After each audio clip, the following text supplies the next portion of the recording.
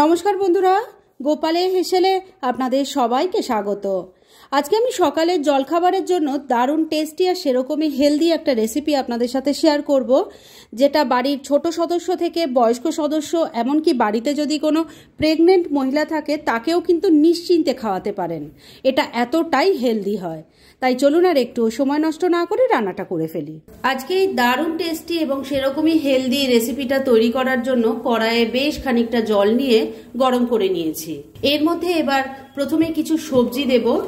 প্রথমে দিয়ে দেব আলু আর গাজরের টুকরো। আমি এখানে দুটো মিডিয়াম সাইজের আলু নিয়েছি আর দুটোই গাজর আছে, টুকরো করে কেটে নিয়েছি। আলু গাজরের টুকরো দিয়ে দিলাম।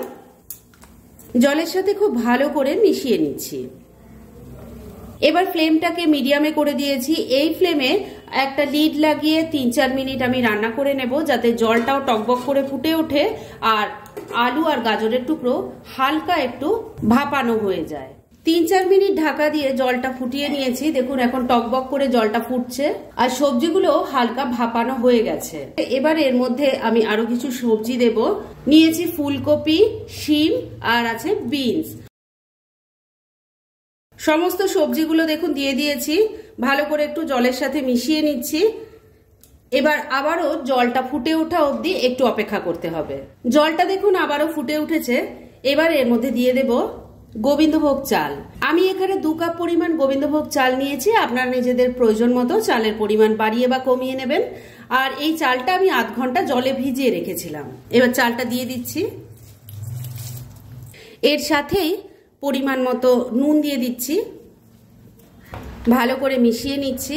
এই রান্নাটা যেমন টেস্টি সেরকমই পুষ্টিকর।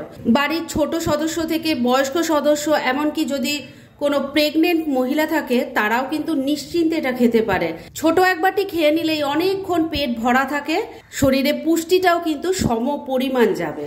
সবকিছু খুব ভালো করে মিশিয়ে নিয়েছি। এবার ফ্লেমটাকে মিডিয়ামে রেখে ঢাকা দিয়ে 7-8 মিনিট রান্না করে নিচ্ছি। 7-8 মিনিট রান্নাটা হয়ে গেছে। এবার ঢাকা তুলছি। দেখুন সবজি চাল এখন কিন্তু অনেকটাই সেদ্ধ হয়ে এসেছে। রান্না কিন্তু এখনো রেডি হয়নি, কেননা এর মধ্যে আরেকটা জিনিস পড়বে যাতে এই রান্নার টেস্ট আরো ভালো হয়ে যাবে। দিয়ে দিচ্ছি একটু লাউ শাক। আমি এখানে লাউ শাক দিলাম, আপনারা চাইলে কিন্তু কুমড়ো শাকও দিতে পারেন। এই শাকটা ভাতের সাথে মিশে একদম নরম হয়ে যাবে আর খেতে যে কি অসাধারণ হবে সেটা একবার ট্রাই না করলে আপনারা বুঝতেই পারবেন না। শাকটাকে ভাতের সাথে খুব ভালো করে মিশিয়ে নিলাম। এবার এটাকে আবারও ঢাকা দিয়ে 4-5 মিনিট রান্না করে নিচ্ছি। মিনিট 4 আবারও রান্নাটা হয়ে গেছে। এবার ঢাকা তুলছি। রান্না কিন্তু এবার একদম রেডি। আর মাঝখানে না আমি একবার ঢাকা তুলে একটু নাড়াচাড়া করে দিয়েছিলাম আর 4টে কাঁচা লঙ্কা ফাটিয়ে দিয়ে দিয়েছিলাম। আপনারা নিজেদের টেস্ট অনুযায়ী লঙ্কাটা দিয়ে দেবেন। দেখেই নিশ্চয়ই বুঝতে পারছেন সবকিছু খুব ভালো মতো সেদ্ধ হয়ে গেছে। আমাদের আজকে দারুণ টেস্টি দারুণ হেলদি ফেনা ভাত একদম রেডি। এটার সাথে কিন্তু সাইড ডিশ হিসাবে আর কিছুই দরকার পড়ে না, শুধু একটুখানি ঘি দিলেই কিন্তু এটা খেতে অসাধারণ লাগবে। ট্রাই করে দেখুন। রোজ রোজ একঘেয়ে সকালবেলা এক রকমের জলখাবার না খেয়ে মাঝে মাঝে কিন্তু এরকমও ট্রাই করতে পারেন। যাই হোক, গ্যাসটা বন্ধ করে দিলাম।